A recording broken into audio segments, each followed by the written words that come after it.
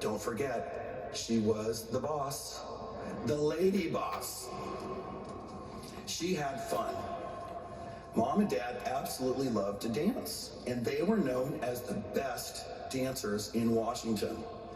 In this city, it was not uncommon for the dance floor to clear the moment they stepped onto it hand in hand. They were that good. In the late 70s in Arizona, they actually took lessons in disco dancing. Quick survey of the justices of the Supreme Court here with us today. Raise your hand if you had received technical training in disco dancing. That's what I thought. My mom is the first person on the Supreme Court with technical training in disco dancing. All right, what was she like as a mom? While having a very demanding full-time professional career, she was still a mom in every sense of the word. She ran absolutely everything in her home. She did it all. Organizing the household, outstanding cooking, grocery shopping, getting the kids where we needed to be, planning our social calendars, taking care of her mother-in-law, everything. All while still achieving extraordinary things at work. My brothers and I all had a front row seat, and we still wonder how she did it all. She loved her own marriage, so of course she wanted to set up her 3 sons with nice young women too. My brothers and I all thought our dating lives were going great. But to our mom, we weren't married yet, so it was DEFCON 3. Once in my early 30s, she tried to set me up with a new prospect. She said, "Now, Jay, I want you to meet a delightful young woman who's the daughter of somebody I know. She's very nice. There's just one thing. Recently, she fell off a horse, and she's in a full body cast right now, but I'm sure her cast will be off in no time." That was the low point of my dating life. My mom trying to set me up with a woman in a full body cast. But in her mind, this was a pragmatic solution to the problem of a son she loved without a nice wife. Classic Sandra Day O'Connor. When some years later I met and married my amazing and beautiful wife Heather, it was unclear who loved Heather even more, my mom or me. I say it was me, but it was close. She varied her approaches with each of her sons based on her different interests and personalities. With her hard-charging eldest son, Scott, getting him to 5:30 a.m. swim practice each morning helped him to become an all-American swimmer at Stanford. With her thrill-seeking middle son, Brian, it was a different story and a different approach. When Brian was in high school, he decided to secretly take hang gliding lessons. He knew her parents would not be thrilled. When my mother discovered a receipt Brian had accidentally dropped on the bedroom floor, smooth move, Brian, there was quite a discussion that night at the dinner table. Our parents said to Brian, "Hang gliding is literally the most dangerous sport in the world. We give you boys a lot of latitude, but we draw the line at hang gliding. For all we care, you could take up parachuting." So naturally, the next weekend, Brian took up parachuting. And now, 2,500 jumps later, he's an elite level parachutes and he still does 50-man formations. As for approach with me, one important mention was that my mom typed all my papers in high school until I took typing class in junior year of high school. Let me tell you, nothing quite focuses the mind like having Sandra Day O'Connor type and read all your English essays. To her tremendous credit, she never took out her red editing pen on my papers. She typed them exactly as written. It must have been torture for her. I can assure you that her law clerks did not enjoy the same special treatment. We had lots of interesting conversations around the dinner table. And of course, my mom asked probing questions. On the court, as Chief Justice Roberts just explained, She was known for always asking the first questions at oral arguments, searing questions that cut to the heart of the case. Where do you think she developed those world-class interrogation skills? Once she arrived at the Supreme Court? Hardly. She finally honed those techniques from years of grilling her 3 sons about what time we had come home on Saturday night. To the trial attorneys of America, you're welcome. What were our mom's maxims for us as kids? The sayings that she drilled into us over and over again. If you don't have anything nice to say, don't say it at all. Get it done. Does that sound familiar, Chief? And her most repeated command of all, don't hit your brother. And amazingly, these very maxims were some of the exact same strategies she used to make herself so successful in life and on the Supreme Court. I'm serious.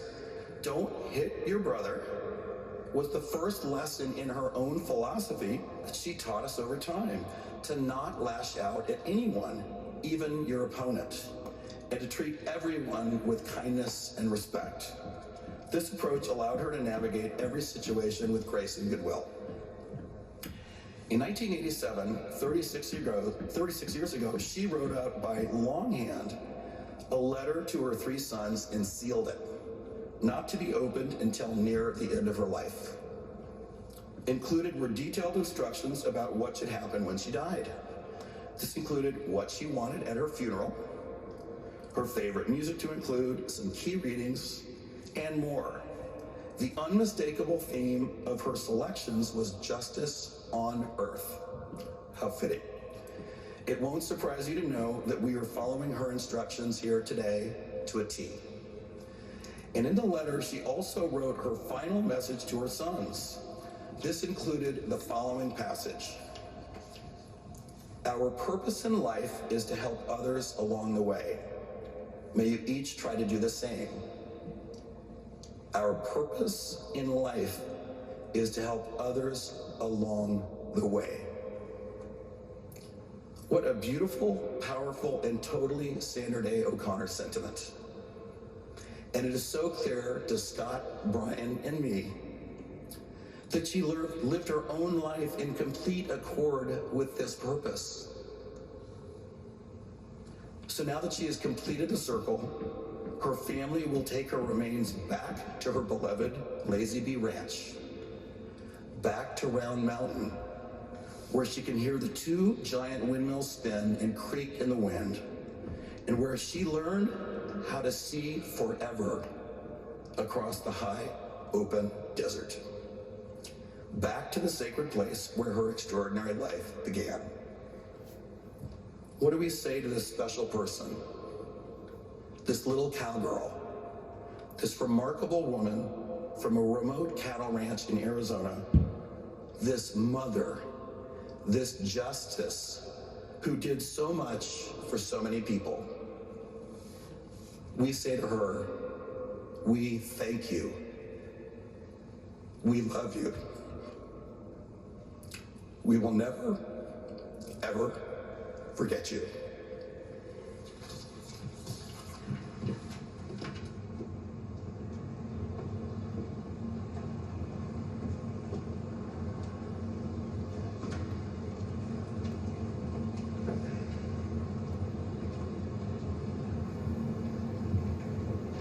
Moving words by Jay O'Connor, Sandra Day O'Connor's son, the youngest son, an eloquent testimony of the life and purpose of his mother. We've been watching special coverage of this day of remembrance. I'm Jose Diaz-Balart, in for my colleague Andrea Mitchell, who is actually attending Justice O'Connor's funeral this morning.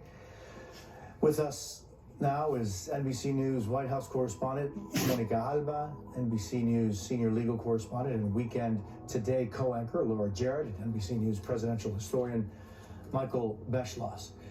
Monica, President Biden spoke about an era of civility that we don't see anymore. Exactly, Jose, really hearkening back to that, praising the late justice, especially for being so devoted, the president said, and understanding her influence, the power that she held, but never doing it for the sake of that power. And he really spoke to the barriers that she broke, of course, remarking on how incredible it was that she was the first woman to sit on the high court, but that she had also broken barriers before that, and that he was even impressed with her when she appeared before the Judiciary Committee in 1981 for her confirmation hearings, where he was the ranking member and the top Democrat. And he even went back to some words that she had in her opening statement and throughout that process, saying really that he felt and understood why she had been regarded as a person for all seasons, somebody who was a legislator and a lawmaker before she was on the Supreme Court, and she's the last to be holding that kind of service and responsibility, but that it was one that she really understood. And the president said that he really felt even in that moment that he knew that Sandra Day O'Connor, even though they were maybe going to have disagreements, that there would be opinions that he would not have necessarily fully embraced, that she was going to approach this job knowing that the court, that seeking justice under the law is the bedrock of America and a key principle. And so President Biden spoke to those moments 42 years ago, and we heard from him, of course, this recognition that it was phenomenal. He argued and said that she was confirmed 99 votes to 0 in a show, in a moment that might be difficult to try to wrap your head around in today's politics and the divisive nature of what we sometimes see in government and in Congress, that could happen, that even though you may not agree with somebody, you can understand their responsibility for the job and what they will bring to it. And that is what he said. Essentially, it meant that confirmation happened was a signal that the country can do that in these moments when it is important to come together and to make process. But overall, Jose, President Biden really praising Sandra Day O'Connor. He said, as an American pioneer, a daughter of the West, and somebody for whom he says he will remember fondly in terms of everything she did as such a dedicated public servant. Jose. Yeah, Michael, just thinking of how you will remember her, and I'm, reminded often of Jose Ortega y Gasset, the philosopher, Spanish philosopher, who said, "I am I and my circumstances," and the circumstances of her reality and of her life, and how they made an impact on who she eventually became and what legacy she left behind. Well, she was always modest, and I think that probably came through the service today.